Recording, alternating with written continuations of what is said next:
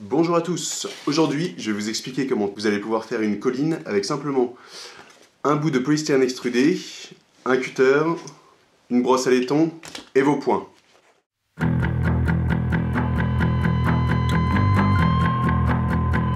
On commence par prendre le bout de polystyrène et on découpe sa colline à la forme souhaitée. N'hésitez pas à y aller comme des bourrins et faites attention à vos doigts, ça coupe.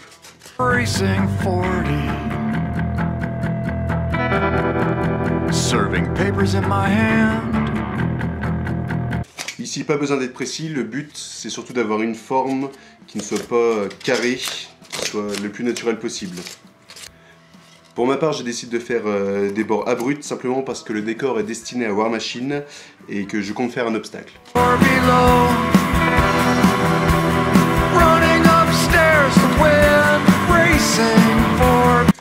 Voilà, une fois que j'ai obtenu la forme souhaitée, je vais maintenant racler mon cutter sur les côtés, de manière à ce que ça fasse sauter le polystyrène.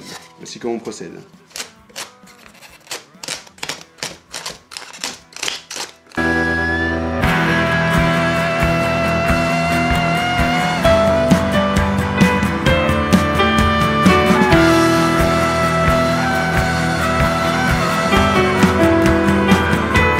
Voilà ce que nous obtenons.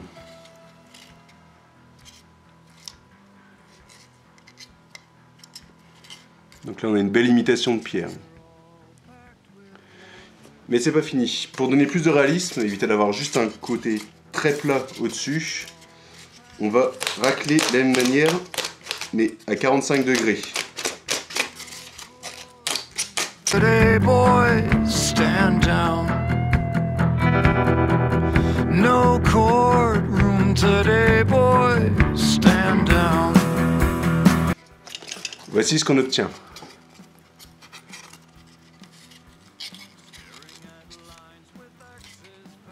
On a une colline déjà un peu plus crédible.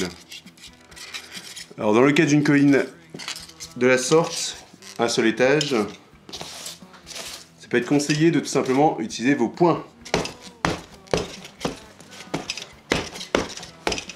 Alors, pas comme moi si possible sur un support dur parce que là il est un peu mou en dessous. Utilisez aussi vos phalanges.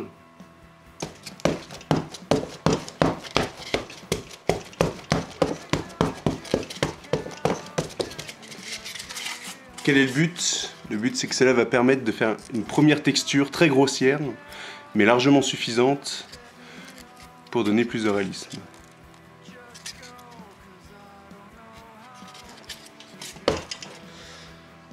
Ensuite, vous pouvez agrémenter la texture grâce à une brosse à laiton. Là c'est tout simple, on tape comme un bourrin.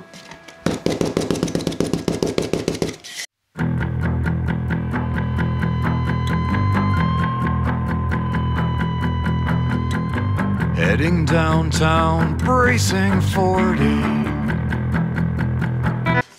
Une fois de plus, vous pouvez voir le résultat.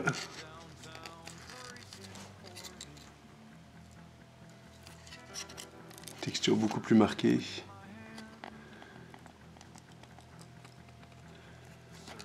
Et voilà, vous avez réalisé une colline toute bête en 5 minutes.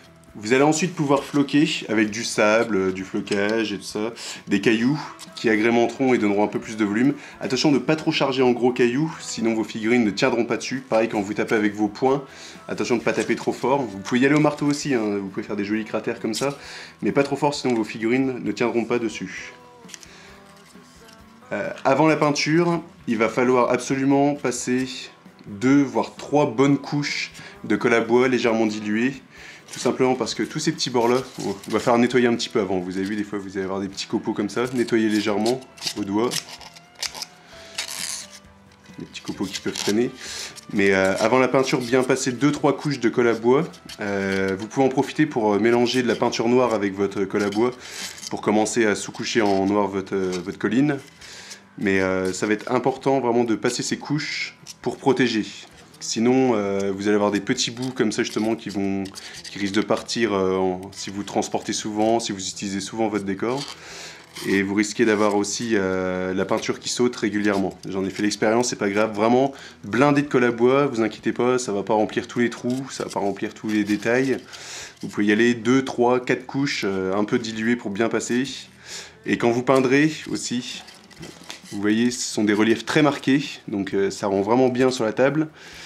Mais ce sont aussi des reliefs qui sont très très chiants à peindre de base, pour la couche de base, parce que ça va être dur de l'infiltrer. Donc les premières couches de noir, allez-y avec la colle à bois, allez-y avec du dilué, avec de l'eau, avec de la dilution pour bien marquer les creux. Eh bien, j'espère que ce petit tuto vous a plu. Vous voyez, on peut faire une colline très très simplement avec 3 fois rien. Je tiens à préciser que si vous voulez me retrouver, je suis sur Facebook, la page c'est Orgforge.